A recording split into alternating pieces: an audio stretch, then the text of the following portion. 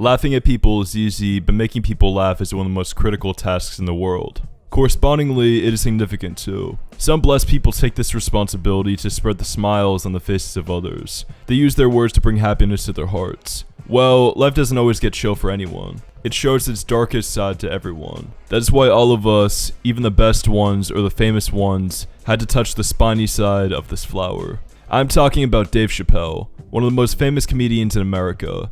He's an actor, writer, and co-writer too. Chappelle was born on August 24th, 1973 in Washington, D.C.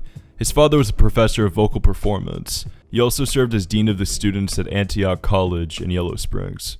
Dave's mother was also a working woman, who was a professor and administrator at various schools and colleges. The separation of parents divided Chappelle's life too. He grew up in Silver Spring, Maryland, and attended Woodland Elementary School. His summers were dedicated to Ohio. His stepmother and stepbrother were members of his father's family.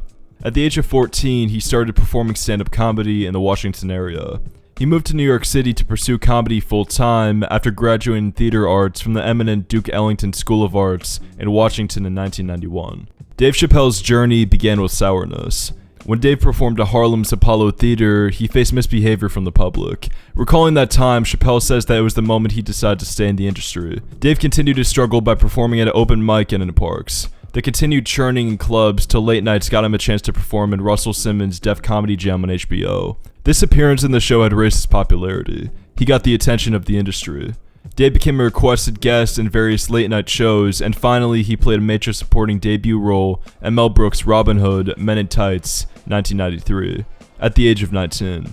Chappelle's stardom quickly ascended after performing this role. He kept on rejecting and playing several supporting roles, then he tested his fate in writing. He presented several pilots to executive producers and directors, but none of them were picked up for a series. He made a guest appearance on an episode of ABC's popular sitcom Home Improvement, and the episode became a hit. After this sitcom, he did another one named Buddies. However, Buddy was a flop as they released only 5 episodes out of the 13 that were ordered. During this time period, he rejected offers, finding out that the production team was racist and was not pleased with African American actors. After his father's death, he quit work for almost a year. However, he made a comeback with stand-up comedy in 1996. Till 2002, Chappelle continued working in various sitcoms and TV shows. Discussion of Chappelle's career will always remain incomplete without adding the talk of The Chappelle Show. He debuted his weekly sketch show on Comedy Central in 2003. The show included parodies from American culture, racism, and stereotypes. They also featured music. And the Comedy Central parent company signed a contract of $55 million for resuming the show for 2 more years. The show continued on, and in 2004, the sketch of Rick James received sky-high fame. One of the baddest motherfuckers of all time. One of the best singers, one of the best looking motherfuckers you've ever seen. Hold my drink, bitch. You walk up to any chick, lick the whole side of their face, man. I'm Rick James, bitch. Enjoy yourself. People started talking about Chappelle performing the role in the biopic of James. However, James disagreed and put a full stop to this talk of the town. But this incident had an unquestionable impact on Chappelle's show. Sometime after this incident happened, Dave was performing the show as a stand-up comedian, the public chanting, "I am Rick James." Dave got extremely angry and said that this show is spoiling my life. He said he never liked working for 20 hours a day. His passion was stand-up comedy, and this fame due to his show is hindering his passion. Dave later talked to the audience, saying, "You know why my show is so good? Because the network officials say, you're not smart enough to understand what I'm doing, and every day I fight for you. I tell them how smart you are, turns out, I was wrong. You people are stupid." May 31st, 2005 was the day for the premiere of the 3rd season of The Chappelle Show. Dave took a decision and left for Europe early in May. The industry and fans were left in shock.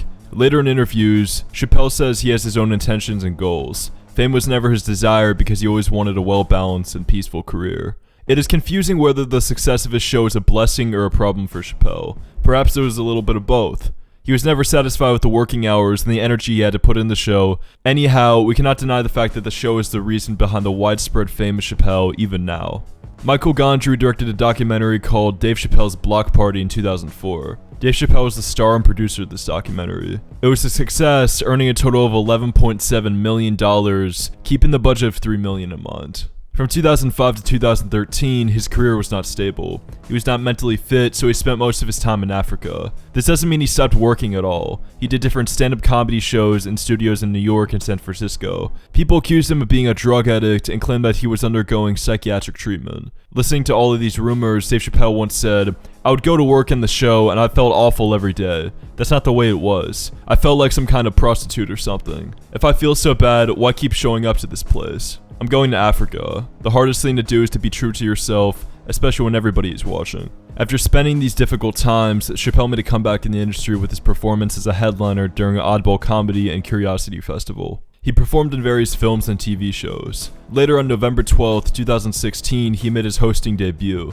The debut was on Saturday Night Live on the same weekend when Donald Trump won the presidential elections. 2016 proved to be a lucky year for Dave. Netflix announced the making of 3 comedy specials from Dave Chappelle. On March 21st, 2017, these specials were released. Netflix shared that they were the most viewed comedy specials in the history of Netflix. They delayed the release of the 3rd special, and it was released alongside the 4th one on December 31st.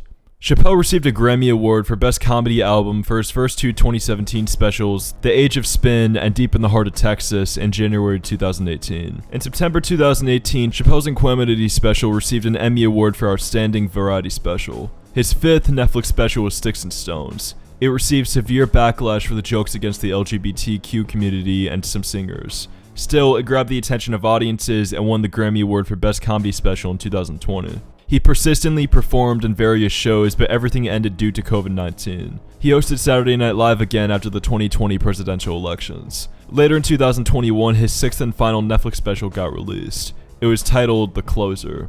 It was badly criticized by the transgender community due to the jokes Chappelle made in the special. Although it was unique as he talked about his transgender friend who committed suicide and made the show a tribute to her. Chappelle did the most headlined comedy shows in Hollywood Bowl in 2022.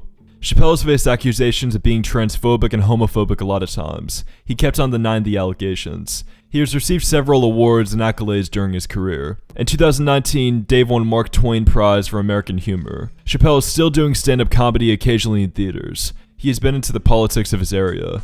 Dave Chappelle owns comedy clubs and restaurants too. Chappelle has faced numerous ups and downs in his professional life, but his marital life was a win. In 2001, Chappelle married Elaine Mendoza Urfe. The couple has 2 sons, Suleiman and Ibrahim, and 1 daughter, Sanaya. They live on a 65-acre farm near Yellow Springs, Ohio. Chappelle also owns several houses in Xenia, Ohio. Chappelle never talked about his religion, and he once said that he does not want to discuss this matter publicly. In one of his videos, he was telling the story of the Well of Mecca. Some people say that he accepted small after getting inspired by a few Muslim boys working at a pizza store near his home.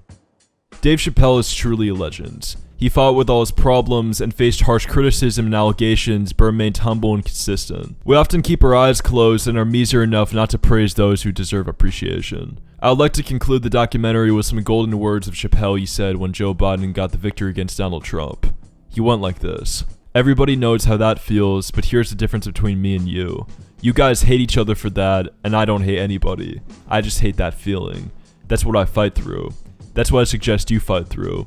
You have got to find a way to live your life. You have got to find a way to forgive each other. You have got to find a way to find joy in your existence in spite of that feeling." And that's the Chappelle story for you. Wait for the Super Bowl. Right when they sang the national anthem, I'd have O.J. Simpson walk to the 50-yard line with them bad knees. Is that O.J. Simpson on the field? What the hell is he doing here? Oh, I know what he's gonna do. Stop him!